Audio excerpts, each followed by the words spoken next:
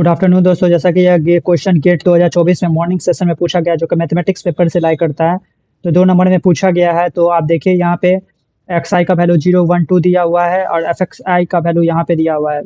तो यहाँ पे पूछ रहा है the value of F 1.5 estimated second order interpolation formula. तो 2 डेसिमल प्लेसेस में फार्मूला का यूज करके बताना है।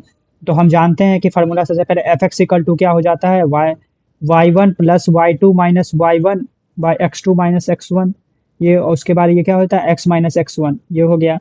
ये उसके बाद फार्मूला क्या है एक और, तो सेकंड इंटरपोलेशन का फार्मूला है y1 plus y2 - y1 by x2 - x1 by x - x1, ये हो गया।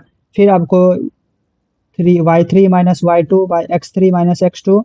फिर यहाँ पे y2 माइनस या सीरीज बाय याद करना है आपको। तो y2 - y1, फिर यहाँ पे x2 - x1। फिर यहाँ पे क्या हो जाएगा, नीचे x3 है, ऐसे याद करना है, x3 - x1।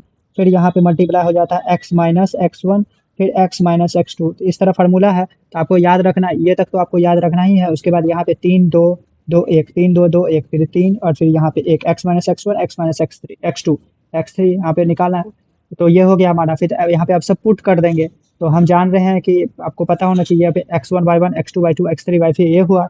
तो लिख देते हैं आपको हम यहाँ पे x1 इक्वल टू क्या हो गया हमारा 1, तो y1 क्या हो गया 0, x2 इक्वल टू ऐसे यहाँ पे लिख देते हैं। तो क्लियरली आपको दिख जाएगा, नहीं तो कंफ्यूजन हो सकता है। x2 इक्वल टू 2, तो y2 इक्वल टू 0.3010 हो गया। फिर यहाँ पे आपको x3, तो x3 इक्वल टू 3 क्वेश्चन में दिया हुआ है। y3 equal to 0.4771।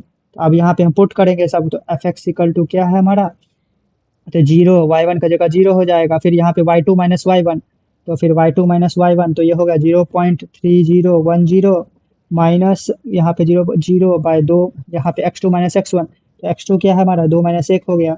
यहाँ पे x - x1 है, तो x - x1, तो x1 क्या है हमारा 0।